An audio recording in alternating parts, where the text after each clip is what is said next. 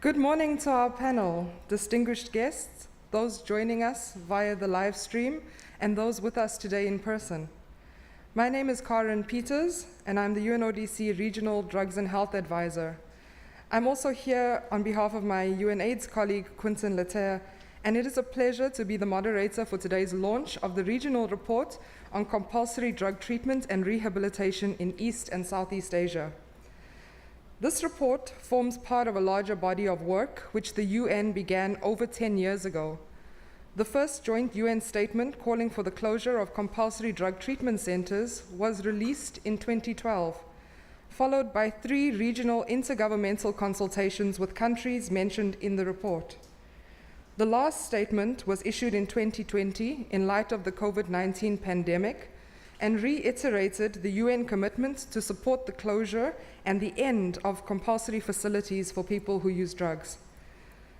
For those that are not familiar with this body of work, compulsory facilities for people who use drugs are a form of custodial confinement in which those perceived or known to be using drugs are forcibly placed to undergo abstinence and treatment for a predetermined period of time.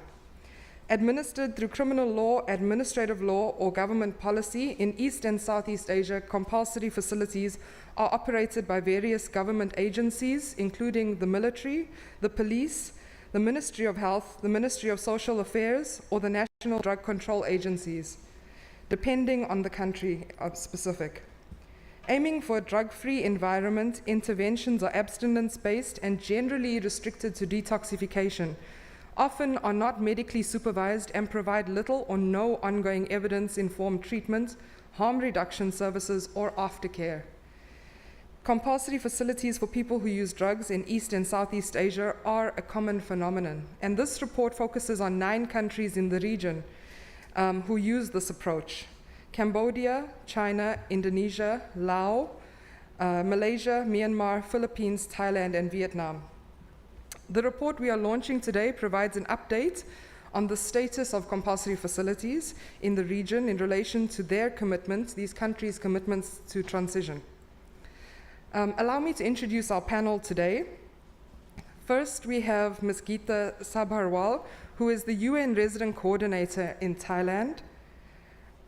With us in person is also Mr. Jeremy Douglas, the UNODC Regional Representative for Southeast Asia and the Pacific. Mr. Talfiq Bakali, who is the UNAIDS Regional Director for Asia Pacific. With us online, we have Mr. Sam Nugraha, who is a member of the Asia Pacific Expert Advisory Group on Compulsory Facilities for People Who Use Drugs.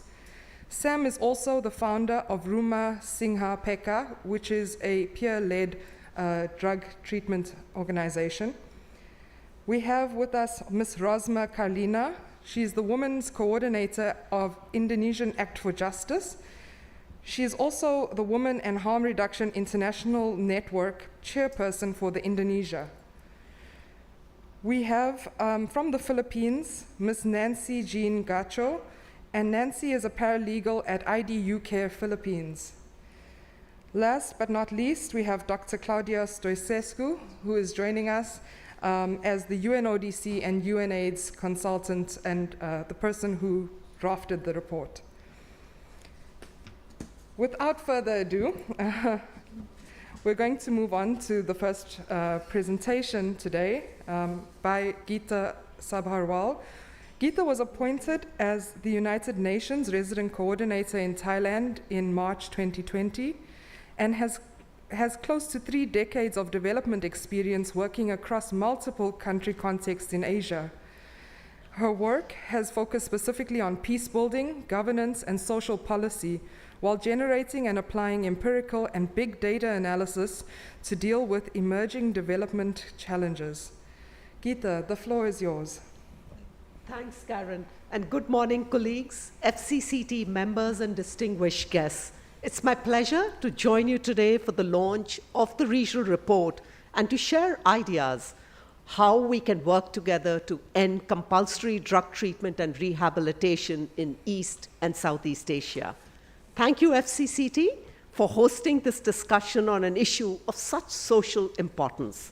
We can all learn from the experts here today sharing their insights. From the UN country team perspective, I want to cover how this important work is fundamental to UN's support for member states to progress the SDGs and the principles of leaving no one behind. Maintaining compulsory facilities in the name of drug treatment is simply not consistent with SDG 3 to ensure healthy lives and promote well-being for all at all ages, which underpins our collective work for sustainable development. I want to commend UNODC and UNAIDS for their collaboration on this report and their long-standing work on these issues.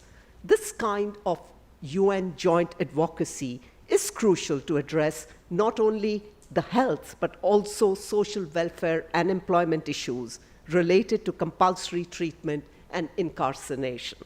Let's be honest in our assessment.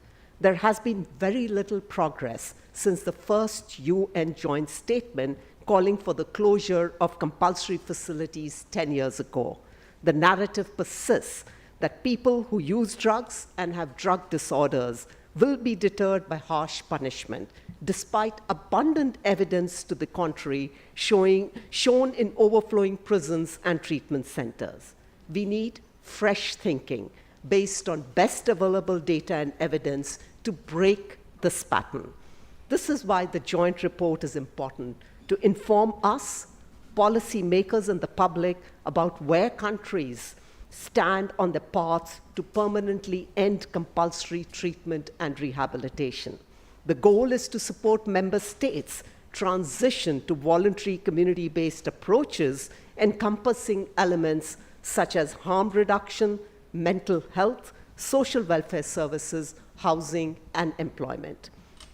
We also recognize the positive strides made by Thailand recently and its potential to be a regional leader with reforms that should lead to fewer people being imprisoned for personal drug use and possession and the abolishment of compulsory treatment.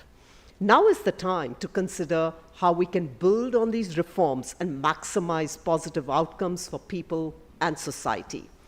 The report showcases examples of proven alternatives from across the region, often peer-based services run by civil society organizations, which member states can replicate and scale up for wider impact. These trailblazing civil society organizations should be commended, but services such as HIV prevention through harm reduction measures are still generally lacking, resulting in burdens on health system, reduced well-being and quality of life, and increased mortality. New approaches on voluntary treatment and care should accompany decriminalization of personal drug use as set forth in the UN system's 2018 Common Position on Drug Control, committing to alternatives to conviction and punishment in appropriate cases, including decriminalization of drug possession for personal use and to promote the principle of proportionality.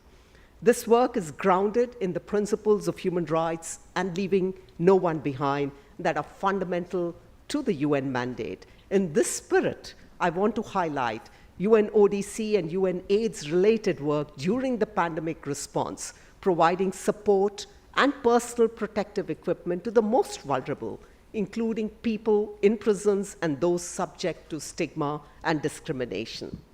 People who use drugs or who are in involuntary treatment or detention are members of our communities, deserving of the same rights afforded to the rest of us, and to be free of stigma and discrimination that harms their own well-being and that of society as a whole. The UN stands ready to support governments to align with international norms, standards, and conventions and end compulsory drug treatment. The evidence shows that legal, health, and social welfare systems that provide support instead of harsh punishment result in improved outcomes for us all. I look forward to further discussions and working together to move this issue forward in Thailand and the region. Thank you. Thank you, Gita. it's really important, the joint work of the UN in addressing this issue. And next up, to highlight this work, particularly from the part of UNODC, is Mr. Jeremy Douglas. Jeremy is the regional representative of the United Nations Office on Drugs and Crime for Southeast Asia and the Pacific, overseeing and managing operations and strategies from the Philippines to the Pacific in the areas of the rule of law, non-traditional security threats, law enforcement, criminal justice, and drug-related supply and health issues. Jeremy, the floor is yours. Thank you, Karen. Yes, indeed, on behalf of UNODC, I'd like to acknowledge the FCCT and thank the FCT, as well as my good colleague Talfiq, Quinton, UNAIDS colleagues, Claudia, the expert advisory group, and government and research partners for working with us on this important report. I also wish to acknowledge the leadership of Gita and for her being here today, our resident coordinator in Thailand. She's been instrumental in promoting and supporting UN joint initiatives that bring our strengths together to help Thailand and the region address important societal challenges. The fact is, there are no easy or simple solutions to the regional drug problem. Trafficking has become more complex as the region has shifted away from opium and heroin to synthetic drugs. In recent years, supply levels have skyrocketed as incredibly powerful organized crime groups and their militia partners have scaled up production in the Golden Triangle. Precursors needed to produce powerful illicit drugs are easy to source, as are pre-precursors to produce them directly. Borders are porous, and the region's infrastructure is effectively being used for trafficking. On the other end of the business, where people are directly impacted, all governments are reporting rising and record drug use levels, particularly of methamphetamine. And prisons are extremely overcrowded, with up to 80% of inmates in some countries imprisoned for drug-related offenses.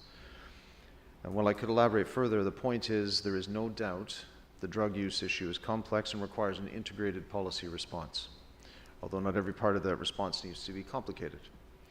Adequate prevention messaging, voluntary treatment, and health services available at the community level. That is not complicated.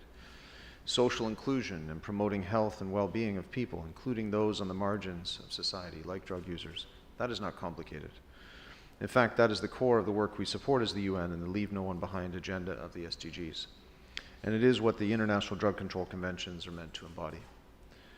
I was personally in Manila in 2015 when 9 countries of this region, including Thailand, came together at senior official and technical levels to discuss moving away from compulsory drug treatment. That important meeting resulted in a renewed commitment to transition from compulsory treatment to voluntary treatment. The framework adopted then is comprised of 3 pillars. There needs to be carefully constructed interagency planning and management to meaningfully and finally end compulsory treatment, which in many places in reality is like a prison setting, as Karen has said. Second, legal and policy reforms need to be made to foster an enabling environment for meaningful treatment, reforms like Thailand has recently enacted. And that voluntary treatment can and should be strengthened by increasing health and community system financing. Unfortunately, the data we have found in our work with UNAIDS and that is now being published makes it clear that there is much to be done. Despite some positive examples and pilots, substantial progress has not been made in recent years. At the same time, it is clear that a balanced approach does not end with supply reduction, and support is needed to ensure that demand for drugs and the harms associated with drug use are addressed.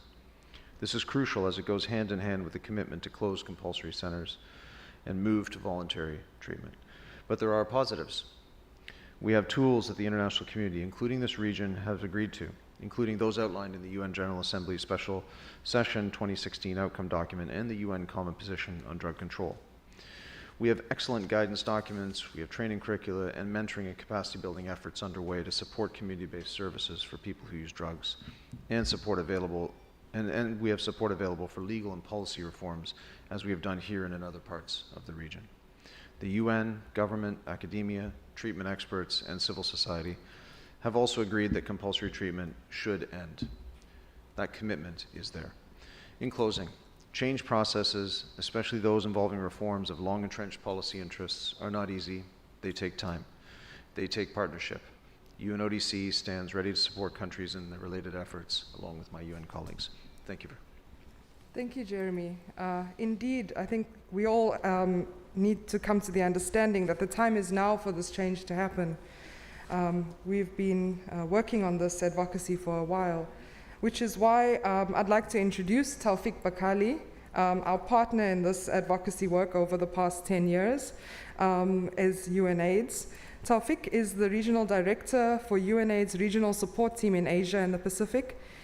He brings over 25 years of experience in development cooperation in health and education, including over 20 years working on strategy and evidence-based programming on health and HIV at global, regional, and country levels. Talfiq, the floor is yours. Thank you so much, Karen. Distinguished guests, ladies and gentlemen, dear colleagues and friends, thank you all for being here and joining us for the launch of this of this regional report on compulsory drug treatment and rehabilitation in East and Southeast Asia.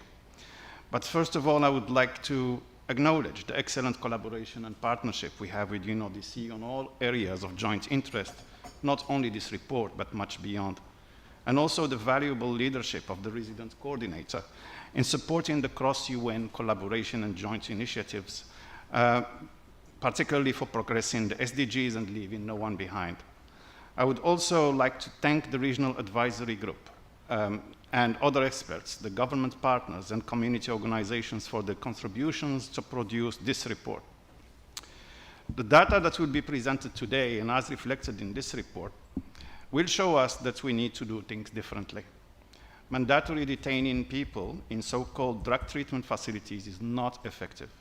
It also leads to grave human rights violations for the affected individuals and causes unnecessary costs to the society as a whole, particularly and including the ineffective health outcomes and the cost for running these centers. This report, in its 3 booklets, also does not only provide data on compulsory facilities for people who use drugs, but also elaborates on promising alternatives that do exist and do work and give results. It describes various examples of promising voluntary community-based treatment. The challenge is that these models are too often operate on a small scale. It is important that these initiatives get scaled up. From my perspective of UNAIDS, let me share 4 lessons from the HIV response with you, which are very pertinent to this situation, the topic of today. In my opinion, we can learn from these lessons in this context. First, the meaningful community involvement. Meaningful community involvement is key. Initiatives that involve peer-driven mentoring, education, counseling, and capacity building are essential elements for success. In the global HIV response, we talk more now about community leadership. Community leadership in decision-making, in service delivery, in service monitoring, and in processes that affect the population's lives. Several case examples in the report mentioned the role of people who with lived experience in the design, delivery, and monitoring of services. And those initiatives, just like in the HIV response, need to be adequately resourced, but more importantly, scaled up. The second element is criminalization. In most countries, people with lived experience cannot participate because of structural barriers. Like we see in the HIV response, criminalization does not work, and it leads to counterproductive results. It should be stopped. Drug dependence needs to be managed as a health and not as a criminal issue. This includes the decriminalization of drug use and possession for personal use. Criminalizing policies and punishments do not enhance public safety and security.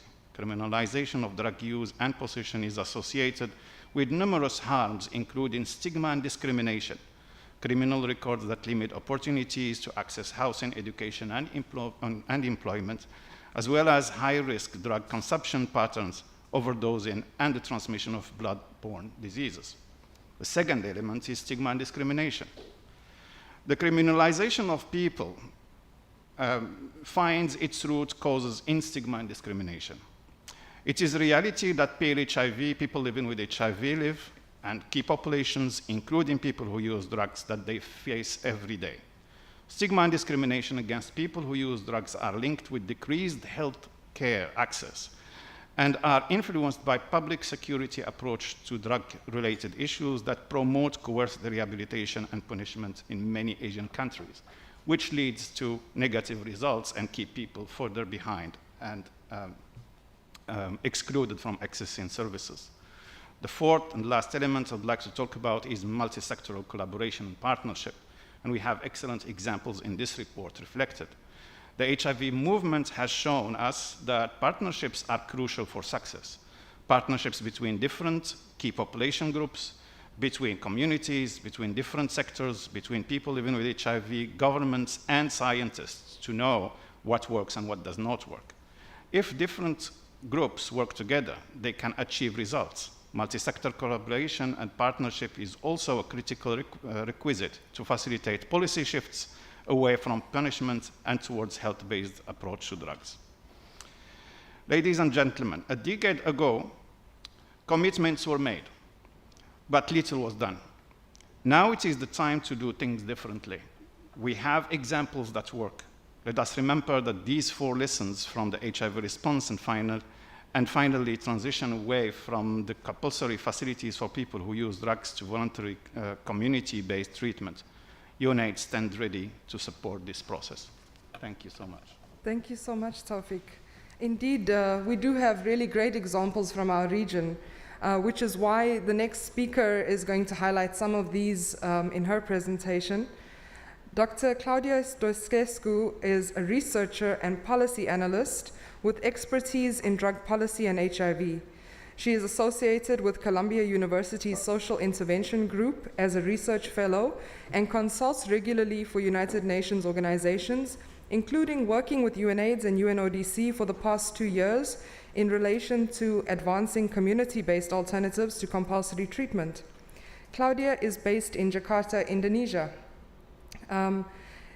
Claudia, over to you to present some of the key findings of the report for our audience members today. Thanks, Karen. And thank you all for joining us for the launch of this joint UNAIDS and UNODC report, Compulsory Treatment and Rehabilitation in East and Southeast Asia. The use of compulsory detention for the purpose of drug treatment is a long-standing health and human rights concern, as you've heard from the previous speakers. For several decades, many countries in the region have operated compulsory facilities where people who use or are suspected of using drugs are detained, usually for the purpose of enforcing abstinence from drug use and treatment for drug dependence. Typically, it's a form of unconditional and forced custodial confinement administered with insufficient due process through either criminal or administrative law. The conditions of detention look different in each country, but a key shared concern is that people don't have a real choice to refuse treatment or to leave the program anytime without incurring penalty or punishment. In 2015, 9 East and Southeast Asian countries participated in a regional consultation on compulsory centers in Manila. These 9 countries committed to phase out compulsory treatment and rehabilitation. To do so, they adopted a roadmap for expanding voluntary community-based treatment and social services. The report findings I will present now assess progress on achieving these commitments and propose priority areas of action moving forward. Too often, punitive approaches are seen as a solution to ensure public safety and security. The reality is that this approach has not succeeded. Over the past 2 decades, the message from the United Nations, from civil society, and other experts has been clear. Compulsory detention should not have any role in the treatment of drug dependence. A wealth of evidence shows that compulsory treatment is ineffective in reducing drug use or treating drug use disorders. Compulsory detention fails to improve the health and quality of people detained, due in part to the lack of services to address the complex factors that may lead people to develop problematic drug use patterns. 2022 marks 10 years since 12 UN organizations released a joint statement condemning the continued use of compulsory treatment and calling on states to release detainees and replace these centers with voluntary evidence-based services. In June 2020, 13 UN organizations released a second joint statement citing concerns related to COVID-19 transmission in these centers due to overcrowding. The report we are issuing today is a renewed call to action.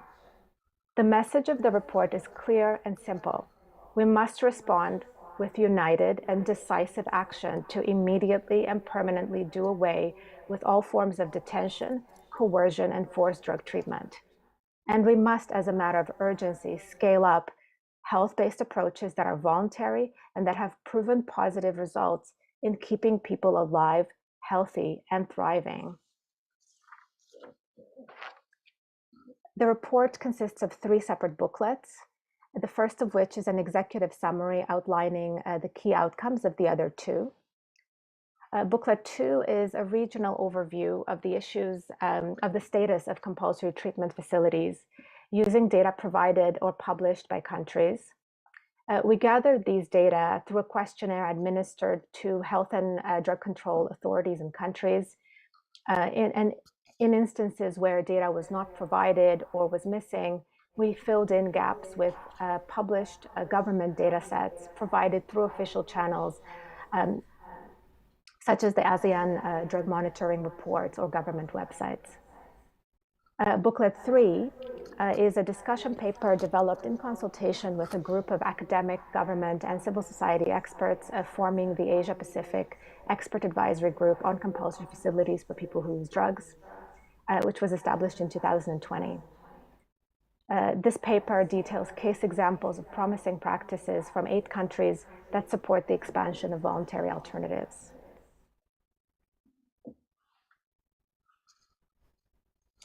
Overall, political commitment to punitive practices in the name of drug dependence treatment continues across the region.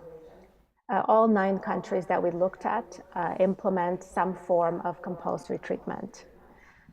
The number of compulsory facilities, which is estimated at more than 800 in 7 countries with available data, has not changed substantially since 2012. In 5 countries, there was either an increase or no change in the number of compulsory centers, and only 2 countries registered a decrease. A similar picture emerges when we look at the number of people in compulsory treatment. Between 440,000 to 500,000 people were enrolled in compulsory treatment annually between 2012 and 2018. During this 6-year period, the number of people detained increased by 1%. 3 countries, China, Malaysia, and Vietnam, reported a decline in the number of people in compulsory treatment during this period, and 4 countries saw an increase, and those were Cambodia, Laos, Philippines, and Thailand. People were held in compulsory facilities for varying durations, ranging from 3 months to 2 years. And in most countries, methamphetamine was the most cited substance in relation to admission to compulsory treatment. It accounted for 50 to 97% of treatment admissions in Cambodia, Indonesia, Malaysia, Philippines, and Thailand.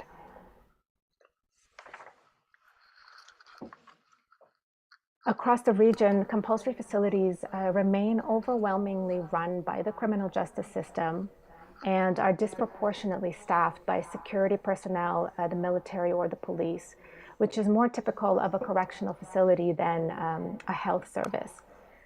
The visual on staff composition on the left, for example, shows that at least 50% of all staff in compulsory facilities in Malaysia and Cambodia were custodial staff, while a relative minority were medical and substance use specialists. This is deeply concerning. The UNODC and World Health Organization International Standards on Drug Use Disorders are clear that there should be no need for security and policing in the context of health services and drug treatment provision. On the right, the data points to massive overcrowding, with some centers operating at more than 400% overcapacity, which is a serious public health concern because overcrowding in closed settings poses a serious risk for HIV, viral hepatitis, tuberculosis, and now COVID-19 transmission as well. As of 2018, only centers in China and Malaysia were reported to operate below capacity. Compulsory centers typically aim for a drug-free environment. So interventions provided inside them are abstinence-based, typically monitored through urine drug testing, and often restricted to forced detoxification. Harm reduction interventions are lacking. These range from commonly understood measures such as opioid agonist therapy and condom access to pragmatic interventions like overdose prevention and management. While all of the countries answering the questionnaire state that compulsory facilities are drug-free, it is not uncommon for people to find a way of smuggling substances into closed settings. Due to this, promotion of the comprehensive package of harm reduction interventions is paramount to, at the very least, ensure the health and safety of people inside.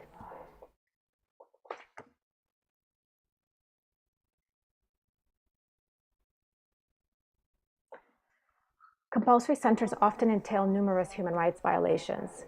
Lack of informed consent, exposure to violence, abuse, and forced labor, as well as the failure to provide evidence-based drug dependence treatment and health, harm reduction, and social support services lead to the violation of human rights, including fundamental rights, such as the right to life and freedom from torture or cruel, inhuman, or degrading treatment or punishment.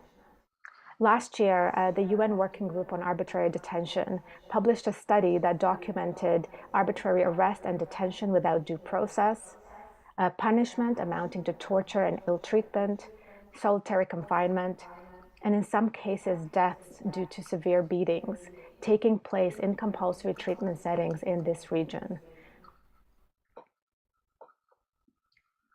We have very limited data for costs associated with compulsory treatment, but we can see from what is available that countries spend vast amounts of domestic funding on ineffective forms of treatment. An independent cost-effectiveness study showed that it cost Malaysia 2.5 times more to cover the annual cost of a person in compulsory treatment than the cost of a person accessing outpatient methadone during the same period.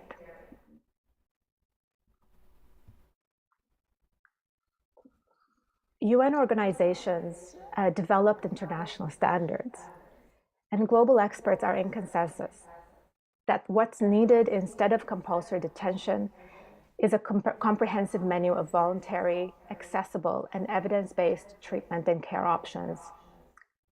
This has been referred to as community-based treatment and care services, and comprises, amongst other things, outpatient and take-home medication-assisted therapy, which may be opioid agonist treatment, but is not only limited to this. It also includes psychosocial interventions, needle and syringe programs, safer smoking kits, and provision of naloxone to reverse opioid overdose, among other evidence-based interventions. Also crucial and often neglected is the inclusion as part of this continuum of services that address people's welfare, economic, housing, and legal needs beyond just their drug use or HIV status. The model emphasizes that there is no one-size-fits-all service. Each individual with their intersectional needs should be at the center of a broad range of options, and treatment care plans should be tailored to those individual needs when and if a person seeks treatment free of coercion. This continuum of care does not need to be part of the criminal justice system, but rather should be easily accessible in the communities where people work, live, and use drugs. A key part of the third booklet of the report documents promising alternatives to compulsory treatment from 8 countries: China, Indonesia, Laos, Malaysia, Myanmar, Philippines, Thailand, and Vietnam. A selection of these are pictured on the slides. They include a program in Indonesia that is run by people with lived experience of drug use, providing harm reduction equipment and peer-to-peer mental health support to people using crystal meth. A voluntary community-based treatment initiative at a community hospital in Laos that was used as a model for scaling up the program to 28 other hospitals across the country, as well as case studies of partnership between the police, government, and community-based organizations to provide low-threshold take-home methadone in China and Malaysia. A common thread among these examples and the other examples featured in the report is the acknowledgement that many people may not be able to, nor desire to, stop using drugs altogether. And this was not a factor for punishing them or denying them access to healthcare. Effective models of care recognize that people experience different patterns of drug use influenced by many legal, policy, social, and economic determinants at different points in their lives, and they tailor their service provision accordingly.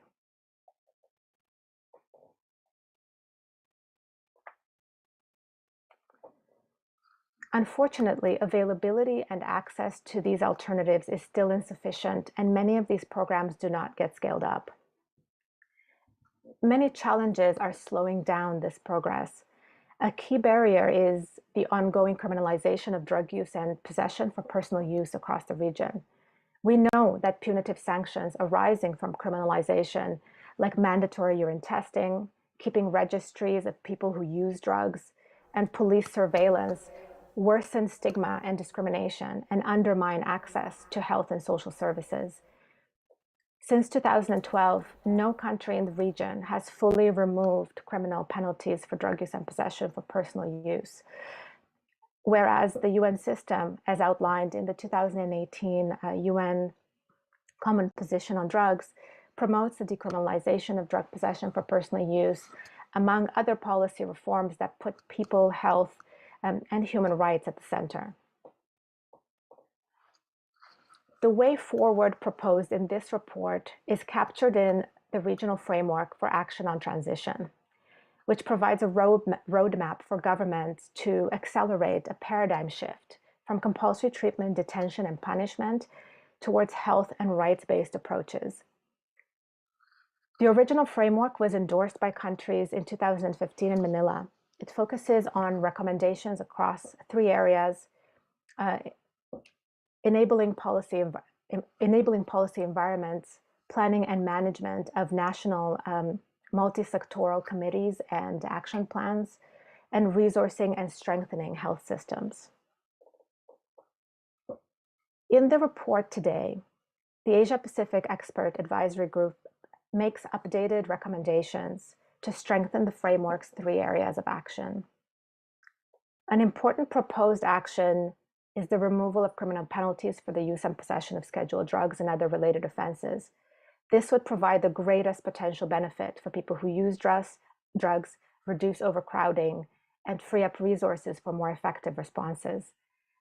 Other key recommendations include applying the principle of proportionality in sentencing, prioritizing alternatives to conviction, detention, and punishment in places where drug use remains a criminal offense, and scaling up social welfare, economic, housing, and employment assistance to address the social determinants of health and drug use. These actions are vital if we want to reduce broader inequities and fight stigma and discrimination.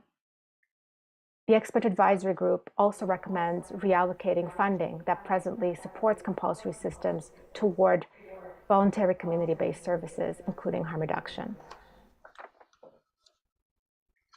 In closing, I would like to thank the many individuals who contributed to this report. I encourage you all to download the publication and have a read. Thank you for your attention. Thank you, Claudia. That was really insightful and quite comprehensive, and we do encourage everyone to go onto the websites and download the reports. The QR codes will be shown at the end of this launch again for those that didn't catch it this time. Next, I would like to invite Sam Nugraha. Sam is an experienced drug treatment resource person He is also a global trainer with the Colombo Plan Drug Advisory Program on the Universal Treatment Curriculum. Sam is a national trainer of the UNODC TreatNet Volume B and Family Interventions, and is a recovering person from drug use for 22 years. Sam, the floor is yours. Thank you, Karen. Good day, distinguished guests and gentlemen and ladies. As you have heard from the introductions, I have experience in drug situations, personally and professionally. And what I would like to share, the journey to overcome the challenges for my personal has been quite supportive, especially from my family side. But back then, during the 90s, from the treatment side and from the policy side was not, I was lucky enough not to be affected like what happens on these days. I would like to give some more specific examples what I meant about the challenges. For instance, back then, during the 90s, the situations was the treatment has no specific standard like what we have at the moment, UNODC and WHO, and providing the international standard for treatment, even with the quality assurance. Back then, still on the trial and error. So what I would like to say, there is a many progress and improvement in certain ways. Therefore, in my personal experience, I would like to help other fellows who also having difficulties with the drug situations. So I developed this community-based treatment called Rumah Singgah Peka, which is a voluntary-based and also integrated with harm reduction approaches, which is very humane, and the adherence for the clients to attend the sessions, it's much more high instead of the other facilities with compulsory approaches. And what I would like to say, the situations in my country specifically, even though the treatment more resourceful, the family need more supports to provide support to their family members. The policy have potentials to work on both angles, whether helpful or harmful. So the situations is the product of different perspectives in dealing with drug use situations. One perspective is treatment and the other one is punishment. So I think we need to understand that even though there are many efforts to improve the situations in treatments, but the policymaker needs to understand both angles that I have mentioned. When is it going to increase more stigma, or is it going to increase law enforcement practices as a punitive approach, or actually is going to help people in treating people to overcome the challenges? And it is very important to put in place the evidence-based practice when we talk about treatment. In my country, the situation is concerning in terms of definitions of compulsory itself. More facilities are planned to be developed under the governments with one single methodology, the therapeutic community, which is the modalities actually is quite, we have a broad spectrums to approach with evidence basis. So I think this expert advisory group actually can play an important role to provide some data, some study, and come up with some recommendations, as Dr. Claudia has already mentioned. That I would like to restate it, the recommendations that we came in 3 major areas: the reform law, the first one, reform law and drugs to create policy environment that's supportive of human rights and evidence-based services. And I think this need to be followed up with more practical and tactical guidelines because policy is one thing that can cover many areas, but the translations into practice sometimes can differ to what it meant in the beginning. So I think the international agencies also can play a role to providing guidance or providing their expertise to support in development of practical guidelines and concrete. And the second one, I would like to highlight again about establishment of multi-sectoral committees and action plans in country that can be independently monitored and evaluated. I think this what I have mentioned in the first one a bit, and strengthen the existing community-based services. The situations about community-based services in the country is also concerning because I would like to reflect the quality assurance documents that UNODC have that mentioning about certain areas that need to be put in place in order to provide proper treatments that can increase a good quality and also the better outcome. In the country, usually is not adopting a complete tools or indicators. As you can also imagine, the outcome might be if we only use certain things, but not as a comprehensive approach. So again, I don't want to repeat everything what Dr. Claudia has already said. In the past 1 year, I have been involved in the expert advisory groups. Some of my friends even asked like, why you are working on compulsory right now? But actually what we are working on actually to improve the situations for a better result. And I would like to thank the other member of expert advisory groups. It's not just me, there are other countries like Thailand, Malaysia, Philippines, Vietnam also is there. Australia, that we're working really hard to provide feedback and to improve the drug treatment situations. Lastly, what I would like to say is basically the law.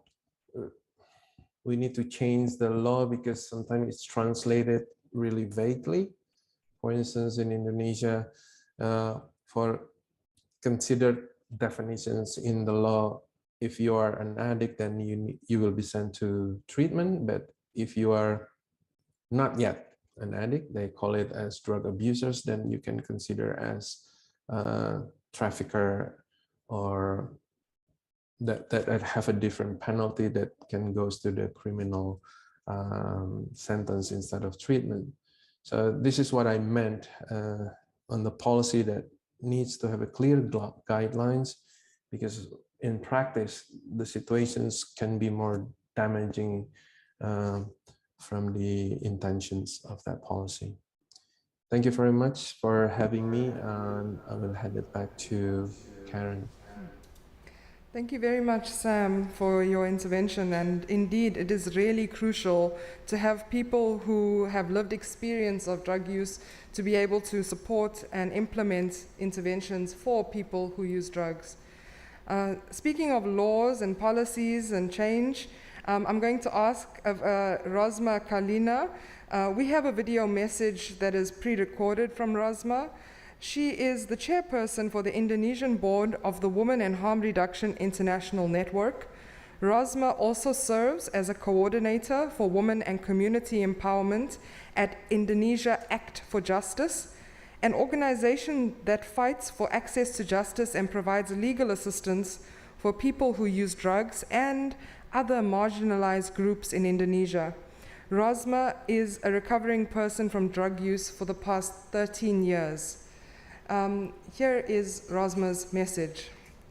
Drugs will be part of my life from the age of 12 and until 32 years old. My family sent me against my will to undergo drug treatment 17 times at all kinds of facilities, ranging from residential, rehabilitation center, psychiatric hospital, religious boarding school, and even spiritual and religious program. None of this was the right program to overcome my addiction to drug. At the time, it was very difficult to find rehabilitation for women, even though many treatment centers charge expensive monthly fees, and my family was already spending too much money to treat my addiction. My time in treatment and rehab felt like a punishment for my drug use. Because my experience in the rehab center that I attended was very bad. It was inhuman.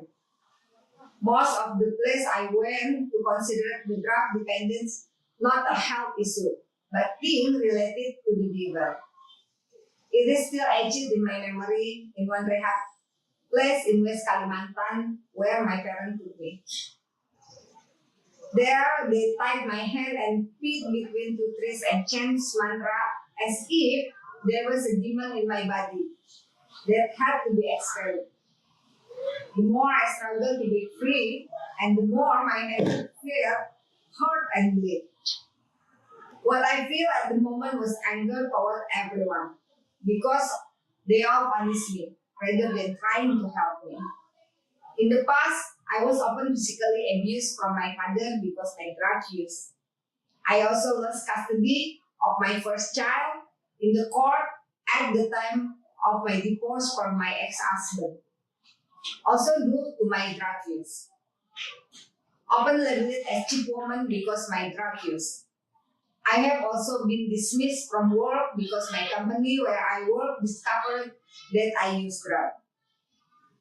Now it has been 13 years since I stopped using drugs. I did not stop through residential or type of forced rehabilitation, but because I was finally ready and want to recover. I joined a support group in the community where there was no coercion. When I first came to that place, I got tremendous support. They are listening to my story and keep my story only in that circle. There was no judgments or negative view toward me because they were my peer. They are also the same with me, having used drug before, so they understand my challenge is very well. In my view and experience, a good support system is what's really needed to manage drug dependence. Moral support and from family and the community is very important because once someone comes out of rehabilitation, they will return to the social life. And if the environment is punishing and judgmental, how can a person fully return to living and full life? Currently, as a paralegal worker for drug-related case, I witnessed a lot of extortion and violence perpetrated by law enforcement officers against people who use drugs, starting from arrest to imprisonment. Recently, many rehabilitation centers in Indonesia have been revealed to collaborate with the police to extort people suspected of use drugs, detain them without suspicion evidence. Unfortunately, this punitive and corrupt practice tarnishes the name of other treatment and rehabilitation programs that provide evidence-based service. This situation also pushes people with drug dependence away from treatment and lower their trust in the treatment service. On behalf of my peers who use drugs throughout Indonesia, I ask government to take more human approach in dealing with people who use drugs.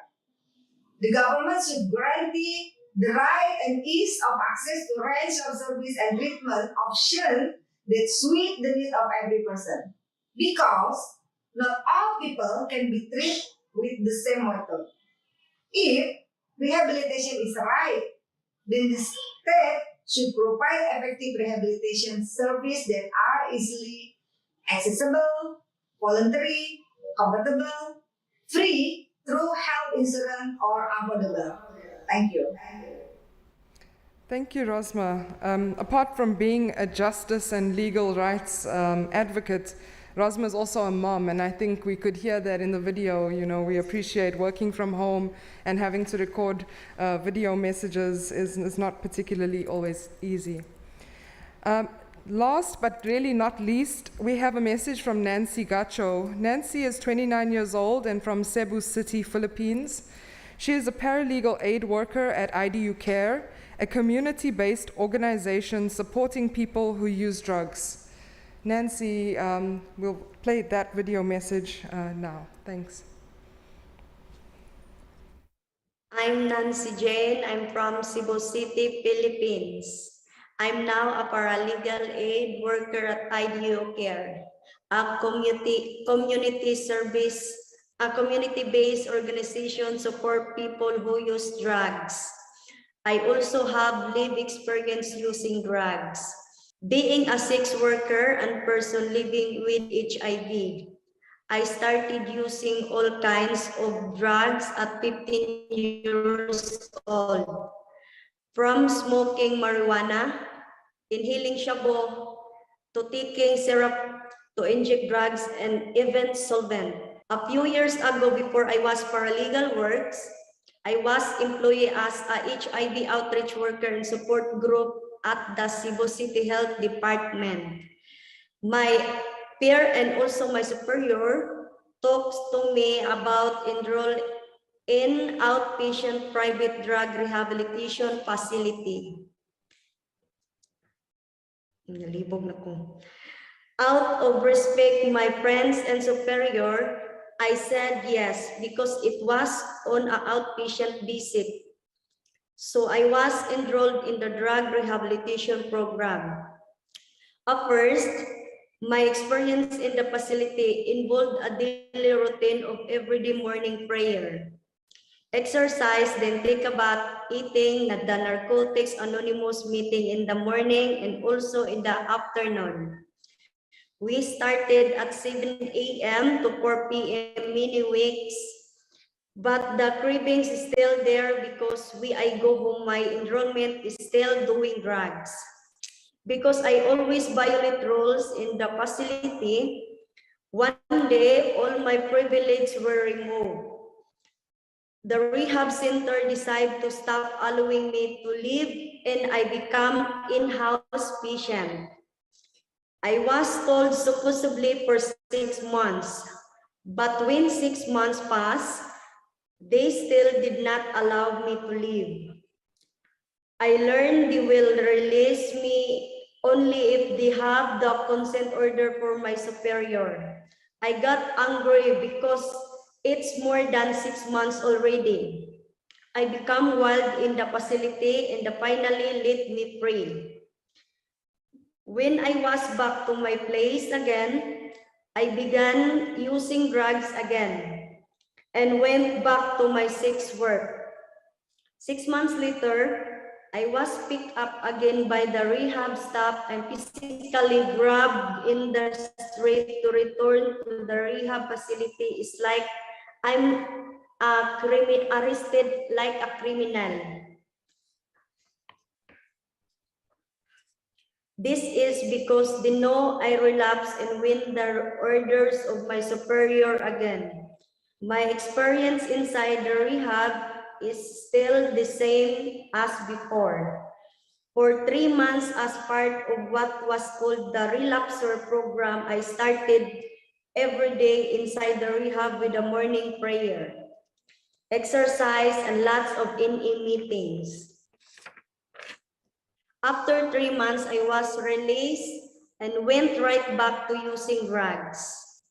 Overall, my experience in the rehab is from the start is not effective because first, in a way, I was forced my boss to go there at the rehab instead of being abstinent. I met lots of new drug users. In fact, I met my new boyfriends inside the facilities. In my opinion, in order to be effective and to recover from drug use, it has to come from me. There must be acceptance and willingness in me that I have a problem with my drug use. and only then I can seek support. Thank you. Thank you, Nancy. Your story really highlights for us why we do the work that we do to try and advocate and ensure the closure of compulsory treatment centers. Colleagues, on the agenda we have next the question and answer session. We have some questions that have come through from the audience online, but if there are questions in the room, please feel free to let me know, and we can also give you the floor. The first question is for Gita. Gita, you mentioned in your remarks the new Thai narcotics code and how this abolishes compulsory treatment. What do you think is going to be key for Thailand in order to fully transition to a voluntary system of drug treatment? Thanks, Karen. And I'm going to ask Jeremy to step in here as well. Just to reiterate, there are 2 points that I wanted to make. Please. On the new narcotics code for Thailand, it's very important to take note of the fact that this isn't being applied retroactively, which means that your compulsory facilities cannot be closed immediately, right? There's a transition time, there's a lag time that we need to work towards. In terms of recommendations, and Jeremy, I'm going to depend on you on this, from where I sit, my own sense is it's very essential to create or to have enabling policies that are designed in a way that look at issues of the threshold amount for drug possession very, very smartly. Because if you set that threshold very low, you're going to have more and more people transitioning to treatment centers and prisons, which is exactly what you want to avoid. Sure. Right? But I want to bring in Jeremy here. Jeremy, you understand it much better than I. So what is it that you would recommend? Well, I think you've hit the nail on the head, really, in terms of what is necessary immediately, which is this retroactive application. I think, we've had, the country has tens of thousands of people in these centers, and if they're going to cease to exist, we have to get the people out of those centers now. So that retroactive application has to happen. And I think the other point you made about the thresholds is also vital. For years, traffickers have had simply sometimes only a few yaba pills, tablets. And so people have ended up in prison or in these centers that clearly are not criminals, and because they've set the threshold incredibly low. At the border, it's only one pill, for transnational crime. So the point being, we need to set those thresholds correctly, properly. The other thing is really resources. If a small proportion of the resources that are expended in this country on law enforcement are expended on treatment, you can make a massive change. Right now, there's a very large national budget which is allocated towards enforcement and regional cooperation, which is appropriate at the right level. But the point is, if 5% of that could go into community-based treatment, 10% of that, you could have a massive difference in people's lives. Excellent. Thanks, Jeremy and Gita. The next question is for Talfiq and Rasma, actually both of you together. The audience would like to know, specifically first for Talfiq, right? UNAIDS puts a strong focus on community engagement in promoting the HIV response. I think the listener appreciated your intervention on the lessons that can be learned from the HIV response. But what do we know about women in compulsory treatment? And what needs to be done there? And then I will ask Rasma the follow-up question. Rasma, the person also says, how do we reach out to women who use drugs to increase their access to health services? Because we know this group genuinely do not traditionally do so. So maybe we'll ask Talfiq to answer first, and then I'll hand over to Rasma.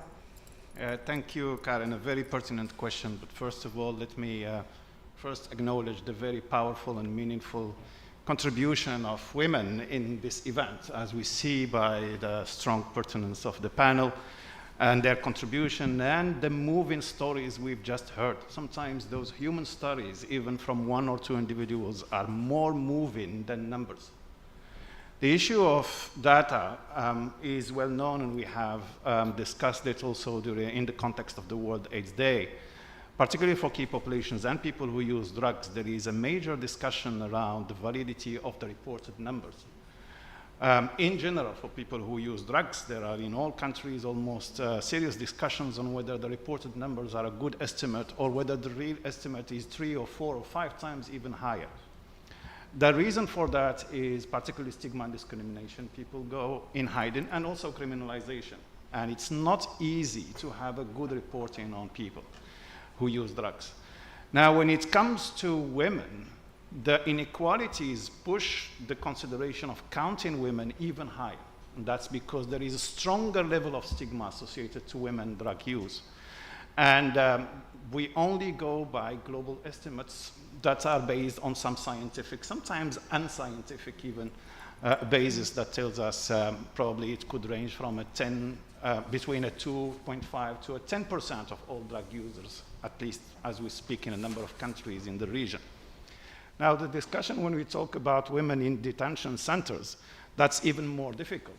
We should normally be expecting that since this is based on service delivery, it's easy to just look at the record and get the numbers of how many women in detention centers. Unfortunately, we could not get these numbers for this report, and that's something we need to work on. But again, I would like to go back on the main point is when we do not have a number, human stories like we've just heard are extremely powerful, and I commend Rasma and Nancy for sharing with us their story, not only the suffering they have gone through, but also their learning that has led them to positions of leadership in advocating. So yes, numbers are powerful and help us to advocate and demonstrate and give the evidence. Human stories like this are also equally, if not even more powerful. We do not have the numbers, unfortunately, but that's something we would work on, and we work on the basis of the testimonies like what we've just heard. Excellent. Thanks, Talfiq. Indeed, that has been consistently the challenge when we collect the data from countries. There's simply no disaggregated data.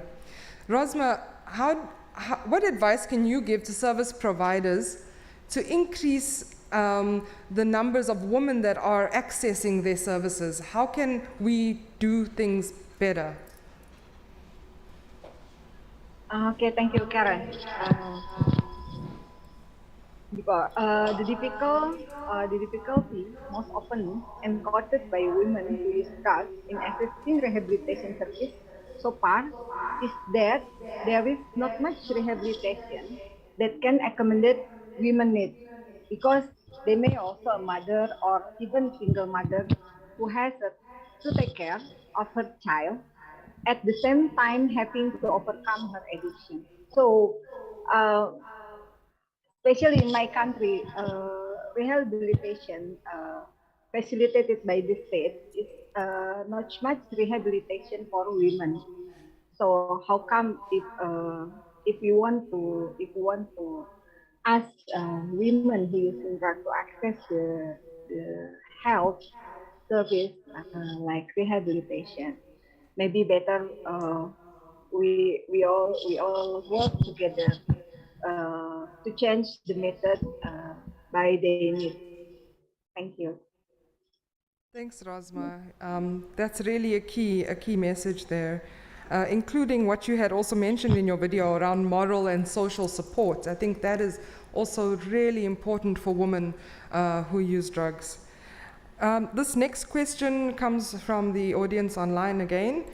Is for Dr. Claudia. In your presentation, you showed numbers of people in compulsory treatment, and you showed numbers of compulsory treatment centers increasing and decreasing. Do we have a reason for these fluctuations in numbers over the years?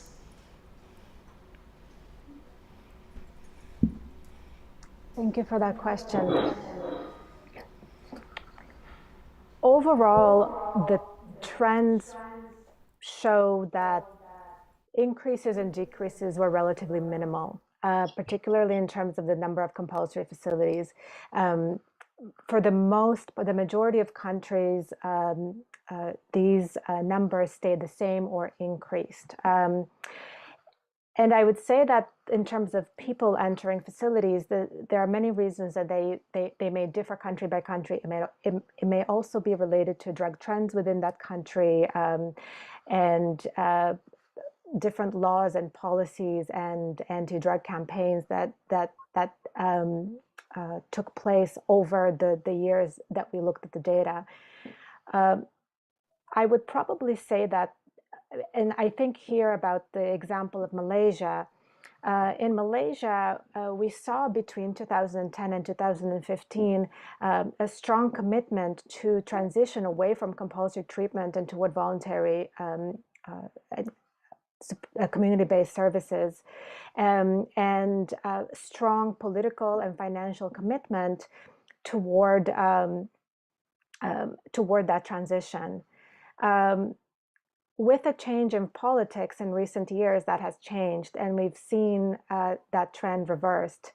And I think this is quite similar to, it's really probably the one key reason, in my opinion, that explains many of the lack of change, I would say, ultimately the lack of change between 2012 to 2018 in many countries. It's political will and changes and laws, or lack of change, lack of reform, meaningful reform in terms of law and policy.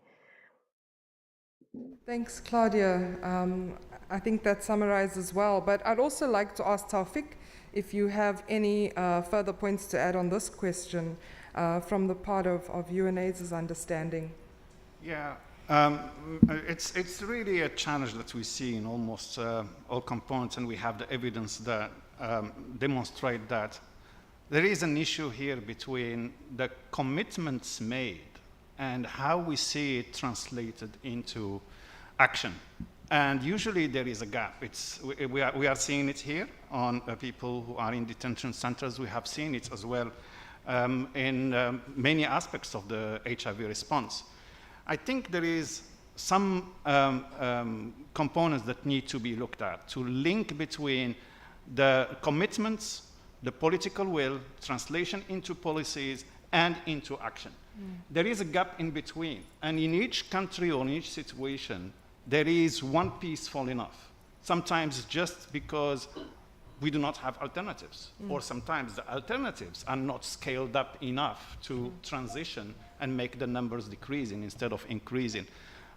It requires discussion more on a country-by-country basis, but the general observation is when we have seen several years ago, commitments made to close down compulsory detention centers, we still see that it does not translate. We cannot doubt the political commitment, but we need to look at why this political commitment did not translate and support that transition rather than look in the two ends of of the whole process. Sure. Thanks, Talfiq. I think that's really key, and it's also definitely one of my take-homes from what we've learned today. Lastly, there's a question for Sam and Jeremy. Both of you sound like you have a lot of experience working on drug policy from different perspectives. Sam from the community level and Jeremy from the UN policy level. Jeremy, you also speak a lot, and in your speech as well, about this balanced approach. What does this mean for you and for the UN's approach in the region? And then the question for Sam is, why do you think that drug policy reform is not happening so quickly in the region? I think, mic working? Yep. Yes. Look, I think I'd like to build on what was just said by my colleagues and Talfiq in particular. You know, the fact is that drug policy reforms, when you've enacted a power structure around policy frameworks and policy dynamics, paradigms for decades, it doesn't shift quickly and easily. And, you know, we've had a commitment made in this region to do this, but to follow that commitment with real political change is a massive challenge, because the governments of this region have constructed their drug policy framework through a public security lens. Incredibly powerful parts of government control that power structure. They implement it, and they self-perpetuate that paradigm and that policy. So I think shifting from that to what we're describing needs to happen often doesn't take place. That shift doesn't take place unless there's a crisis or there's a radical change in thinking. And we haven't had, unfortunately, within the region, a lot of well-informed leadership on this topic. And we have had some glimpses, some hope. Here in Thailand, for example, I recall the minister 5-6 years ago really pushed things. Recently, the Minister of Justice here has really advanced the drug law change. And now, of course, we come to the point of implementation.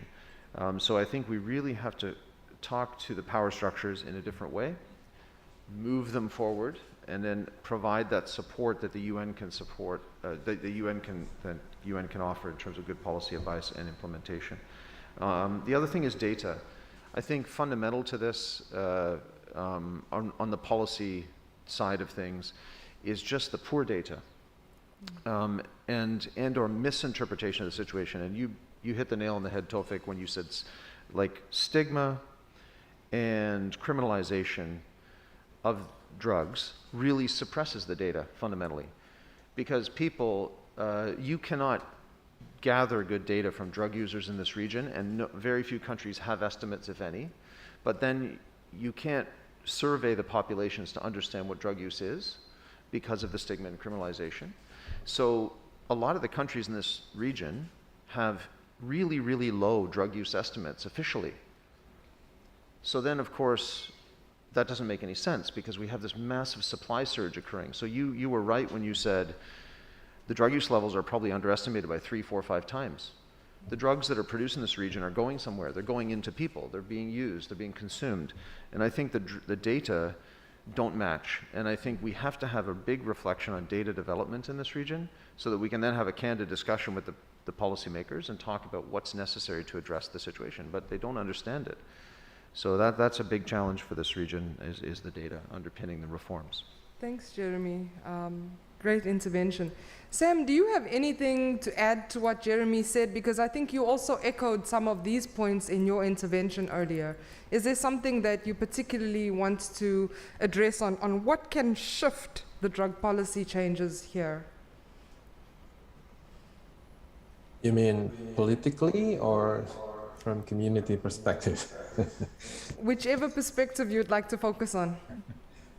Okay, I think Jeremy has clearly mentions the complexity in moving forward the changes or the transitions, because it might involve the cross systems. For instance, like when we're talking about the treatment, and then mostly treatment falls under the Ministry of Health, and then the drug control usually dominated by the police force, and then it has a different standard policy implementations. That's another things that we need to work on when we specifically dealing with the same issues, or for instance, just specifically talking about the drug treatment services.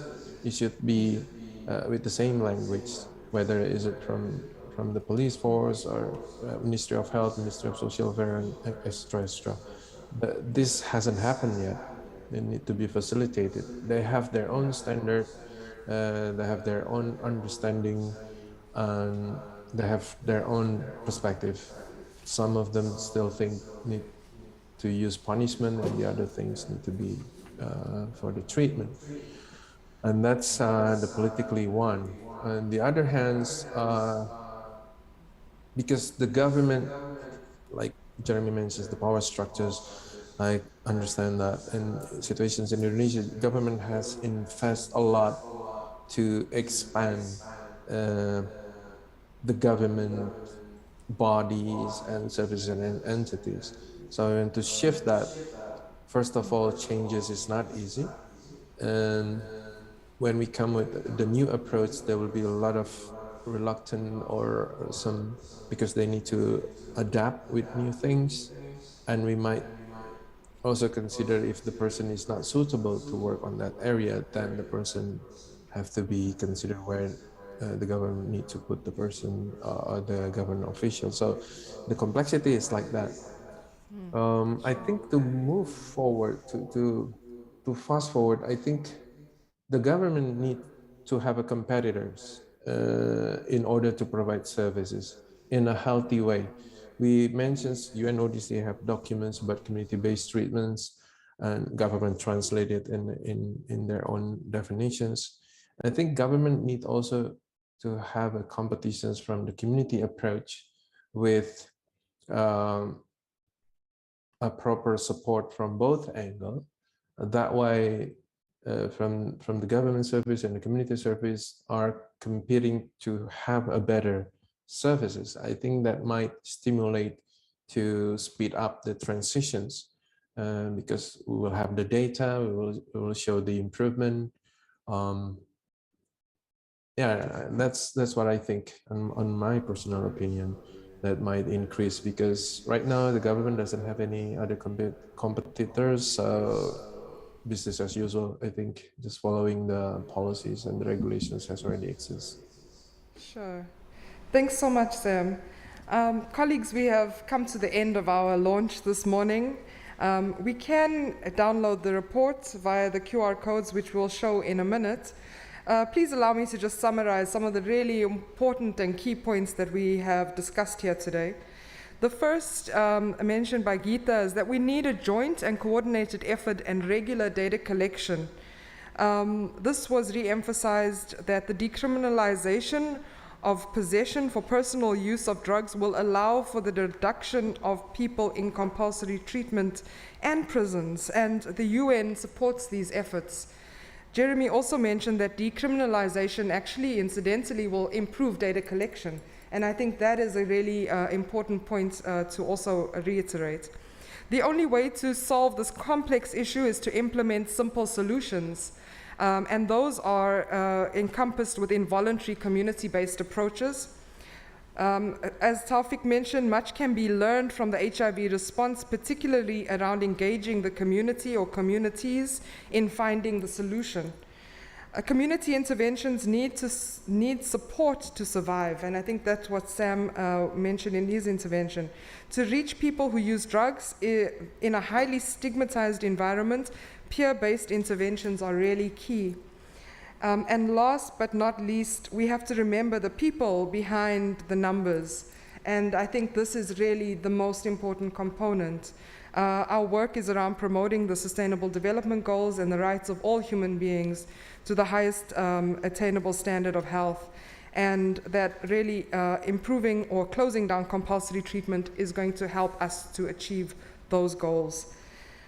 I would like to thank a few people in closing. The first is Dr. Claudia Stoskesku for writing the report, the FCCT for hosting this event, Asia Works for supporting the broadcast, Quo for the design and layout of the publication, and the countries who provided data, least and not least those joining us in person, our panelists, and those joining us online. My name is Karen Peters. On behalf of UNODC and UNAIDS, thank you for your time.